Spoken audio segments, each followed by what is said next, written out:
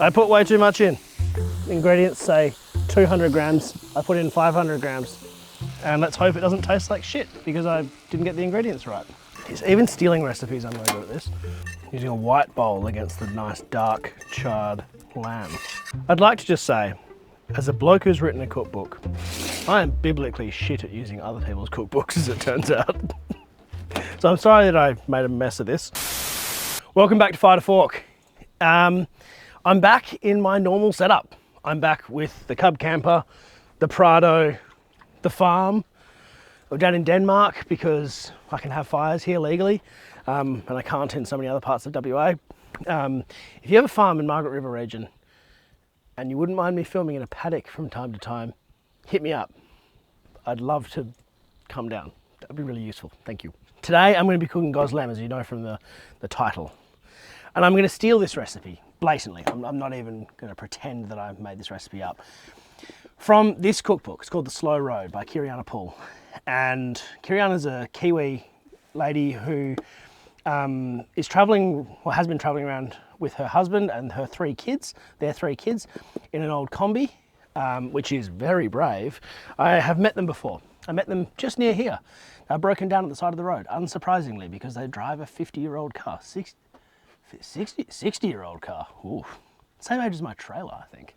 Yeah, 60 next year. This book is published by Eden Books, which is who published my book. My book currently is the best-selling outdoor cookbook in Australia, and I think this is going to absolutely steamroll me, and it should, because this book is stunning. Honestly, the photography, the vibe, the layout, the design, it is beautiful. And I'm really critical of outdoor cookbooks, okay? Because it's my jam, right?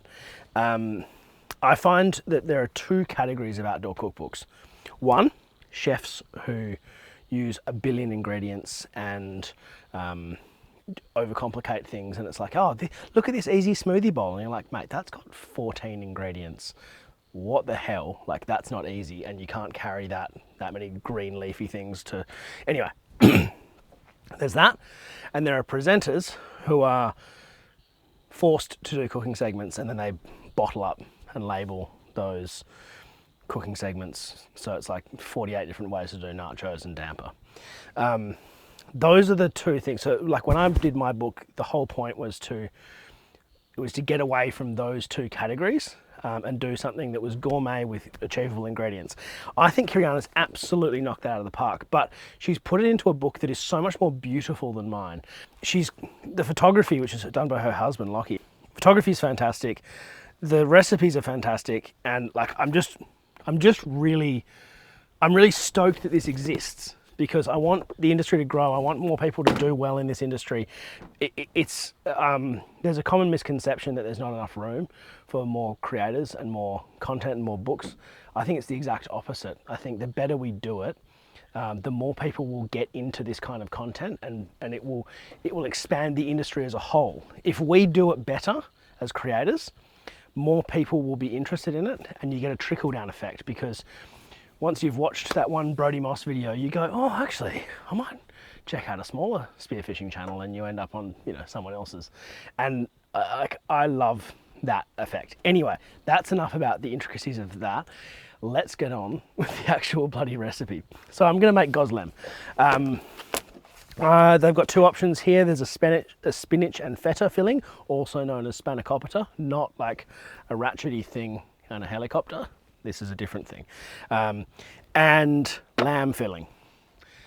It will come as no surprise that I'm going to do the lamb filling. So, I've not made this before. In fact, I've never actually made Gozleme before. So, let's get into it. So, everyone who goes camping knows no one carries a mixing bowl. It's just not a thing. You carry a pot. So, we need 250 grams of self-raising flour. Well, this is a kilo, so we'll go a quarter of that. Yeah, that looks about right. And to that, you want to add 2 cups of Greek yogurt. Ooh, this is 500 grams. If yogurt weighs the same as water, this is going to be the right amount. So I hope it does, because I'm just going to use all of it. That was honestly a complete fluke. A cup is 250 grams-ish, I think. You're supposed to use self-raising flour. I didn't. Doesn't really matter. Or maybe it does, I don't know. Maybe the whole thing will be a disaster, but Gozleme's not supposed to rise that much. Okay.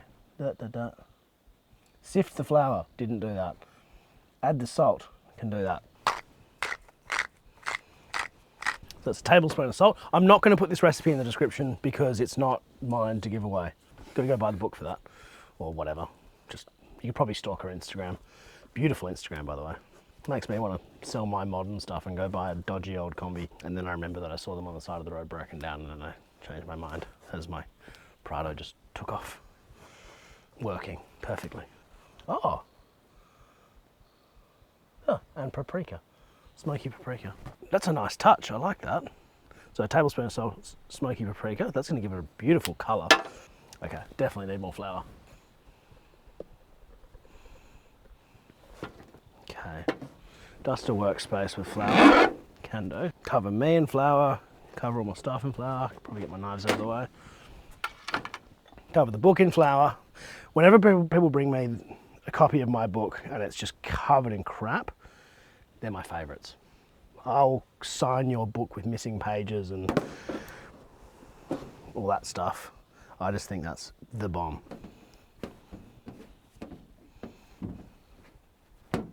Now, if you want to get flour off your hands, or dough off your hands, you don't add water, you add flour. Flour goes dry, the dough goes dry, and just comes straight off. This is going to be, so Greek yogurt flatbreads, if you don't know, I'm going to do them on this channel. I might even steal some inspiration from Kiriana's recipe, but we're certainly not the first two people to do them. Just by far the best flatbreads you can make. I got quite philosophical with that, talking about the book. Just really makes me happy, this stuff. It's such a huge part of my life, this industry, and I feel a little bit lonely in it sometimes. But I really like new people coming into it. Okay, she said, knead into a ball. The dough will remain sticky, which it certainly is. As soon as I push into that, it is very sticky. Okay, cover, let them rest for at least 30 minutes. Can do. All right, let's start making some lamb stuff. So here's my book. What do we need? Olive oil, garlic, shallot, cumin, ground coriander, and mince.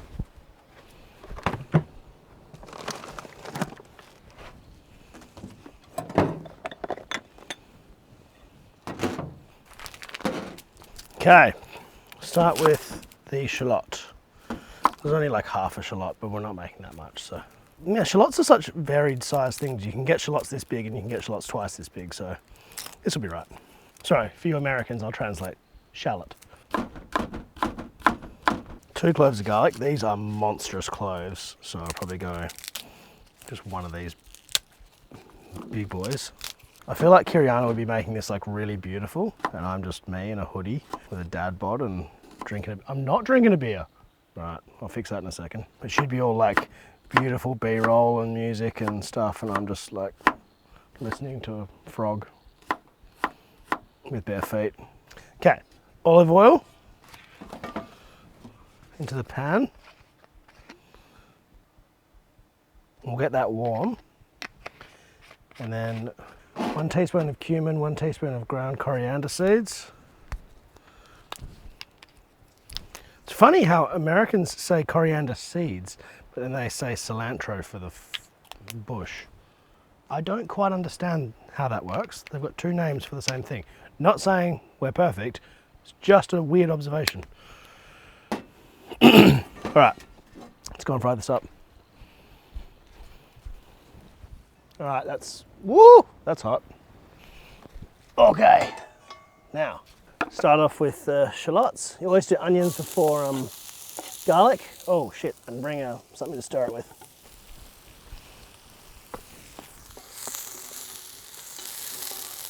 As soon as that's fragrant, which is like now, because that's pretty hot, you can add in the garlic.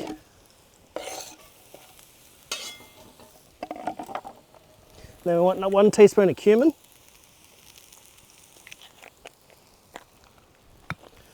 One teaspoon of ground coriander seeds. Now in this episode, I think we should give away a book, as I do in all my episodes. But I don't think it should be mine. I think we should give away one of Kiriana's books. I haven't asked anyone about this, but I'm sure they'll be happy to help. So comment the code word somewhere down below. It'll be somewhere in this episode. And you can win a copy of the best looking cookbook, outdoor cookbook in Australia. Now, we need some mince. I'm just going to put all of this in there because it's how much I've got. This is half a kilo.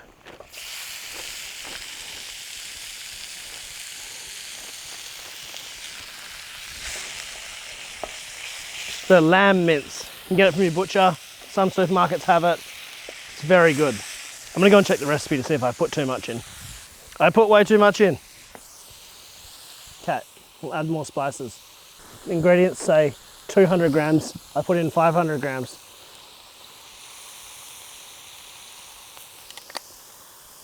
I'm going to go cut up some garlic.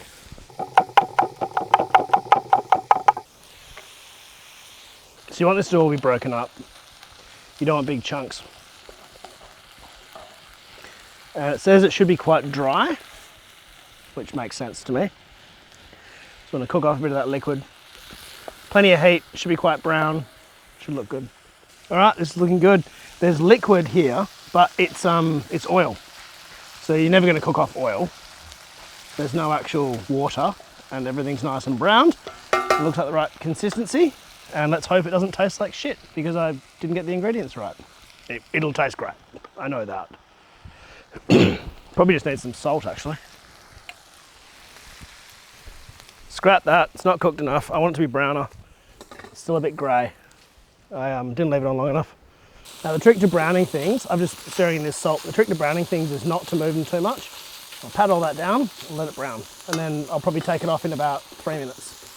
So all up, this will be cooked for about 10, 12 minutes.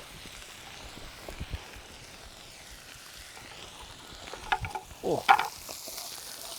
Big face full of smoke. All right, that looks good. Nice brown bits. Let's go over to the rest.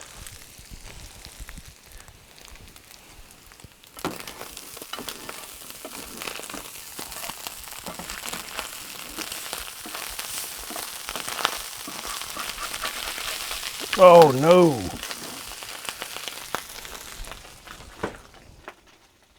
Oh, Fred smelt that. I don't blame him. Oh, that looks unreal. All the brown craggly bits. Smells delicious. I'm just going to try some to make sure it's got enough seasoning on there because obviously I screwed up. Even stealing recipes, I'm really good at this.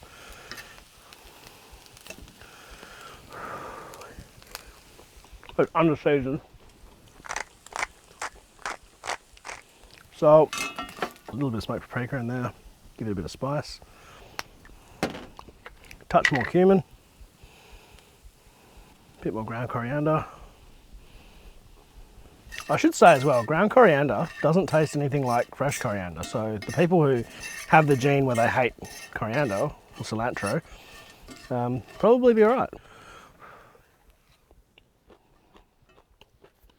Oh, perfect. Yep. That's great now. That's really good. Okay, let's do the rest. I've been thinking about my bowl colour because I want Kiriana to be happy with my presentation. Using a white bowl against the nice dark charred lamb. Now, if you're not familiar with the Slow Road Instagram, or Facebook, you might know it as Riley's Travels. That's what they used to be called. Riley's their first son, and it was all about, it's a travel blog about traveling with their little boy in a combi.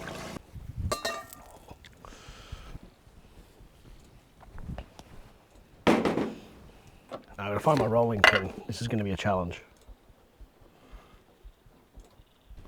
All right, don't know where it is, but I've got a bottle of wine in here, so that'll work.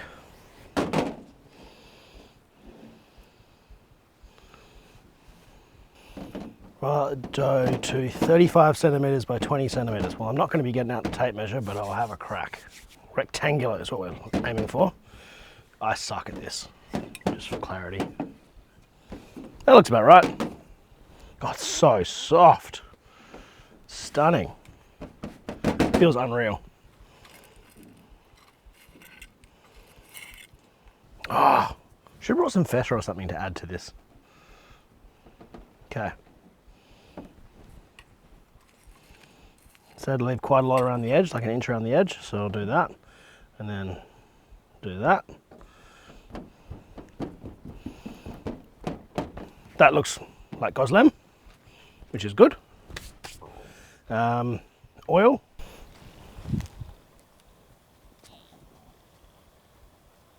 All right, let's head down and cook it. I kind of split this open when I was moving it. I'm so bad at stealing recipes.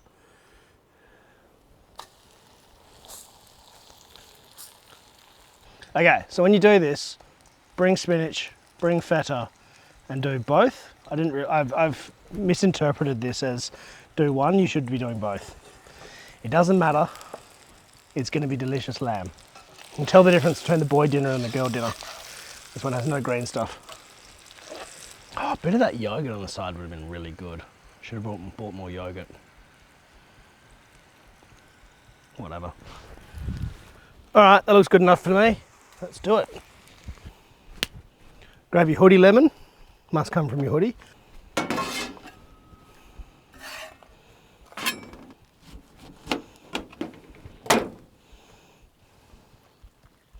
It'll really help cut through all the fat and stuff. And then to make it look nicer, get a nicer wedge. And you put that next to it. So that we can do some gratuitous B-roll.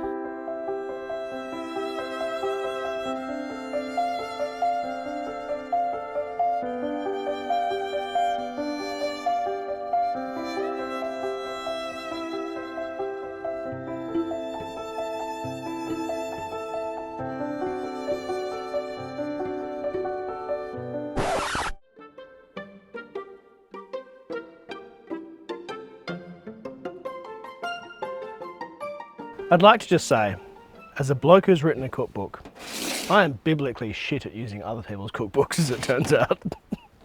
So I'm sorry that I made a mess of this. Yours looks fantastic, mine looks like this, but I reckon it'll taste good. It tastes great. We try some Greek yogurt to go with it. Look, I obviously can't show you how to cook like this. She can. Go and get the book. I'll see you in the next one. Cheers. Oh, it says to serve it with hummus as well. That would have been unreal. Such a good idea. Does it go well with beer?